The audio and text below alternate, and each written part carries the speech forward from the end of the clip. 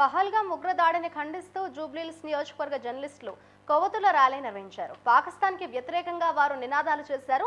టూరిస్టులను కాల్చి చంపడం హేయమైన చర్య అని జర్నలిస్టులు అన్నారు. ఇది చాలా దారుణమైన ఘటన అని, తక్షణమే ఉగ్రవాదులను భారతదేశం నుంచి శాశ్వతంగా తరిమివేయాలని డిమాండ్ చేశారు. భవిష్యత్తులో ఇలాంటి ఘటనలు పునరావృతం కాకుండా పాకిస్తాన్కి తగిన బుద్ధి చెప్పాల్సిన అవసరం ఉందని వారు అభిప్రాయపడ్డారు. ఉగ్రవాదులను పట్టుకొని మట్టుబెట్టాలని డిమాండ్ చేస్తూ మరణించిన వారి కుటుంబాలకు మనోధైర్యం కల్పించాలని భగవంతుణ్ణి ప్రార్థించారు.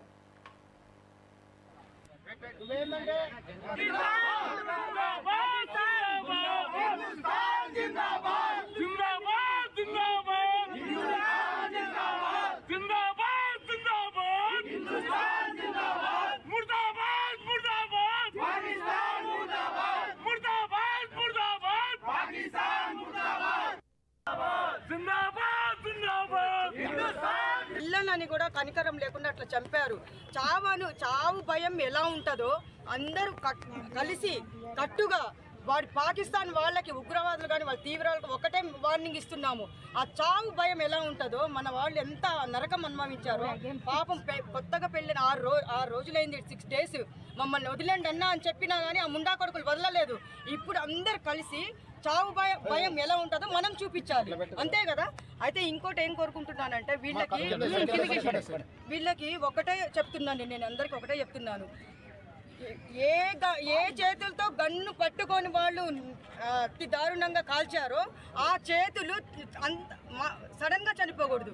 అయితే ఇంకోటి సడన్ గా చనిపోకూడదు, ఆ చేతులు నరికేయండి కోరుకుంటున్నాను. ఆ నొప్పి అనేది, ఆ బాధ అనేది వాళ్ళకు కూడా తెలియాలి. వాళ్ళకి భార్య పిల్లలు ఉంటారు, అందరు ఉంటారు. ఆ పెయిన్ అనేది కూడా వాళ్ళకు కూడా తెలియాలి. 4 ఎవరో దొరికారని చెప్తున్నారు. ఆ 4కి పనిష్మెంట్ ఇవ్వండి ఫస్ట్, తర్వాత ఇంకా వేరే వాళ్ళకి కూడా బుద్ధి వస్తుంది. అట్లా కాదు నాకు కావాల్సింది. దాని వెనకాల ఎవరున్నారో అది కూడా బయటికి తీయండి అంటున్నాను.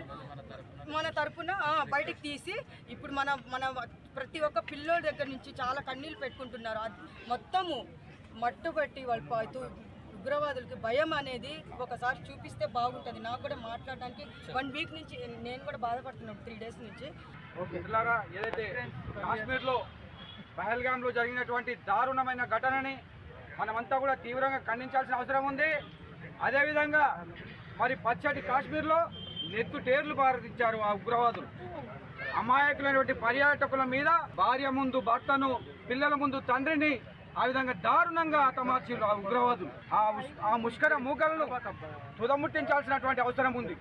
నేను భారత ప్రభుత్వాన్ని, ముఖ్యంగా మన ప్రధాని మోడీ గారిని, రక్షణ మంత్రి రాజ్నాథ్ సింగ్ గారిని, అదేవిధంగా హోంమంత్రి అమిత్ షా గారిని ఒకటే కోరుతున్నాము, ఆ ఉగ్రవాదులను తుదముట్టించాల్సినటువంటి అవసరం ఉంది.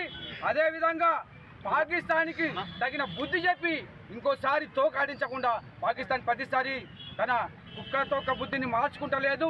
ప్రతిసారి కూడా మనం ఎంత సమయం పాటించినప్పటికీ కూడా మనమే దాడులు చేస్తూ మన భారత ప్రజల యొక్క ప్రాణాలను ఆ విధంగా బలిగొంటుంది.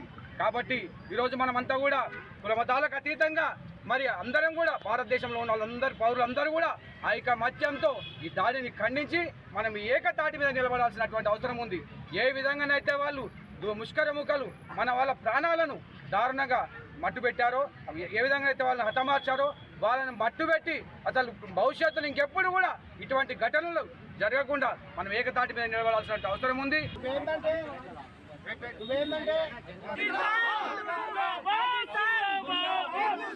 జిందాబాద్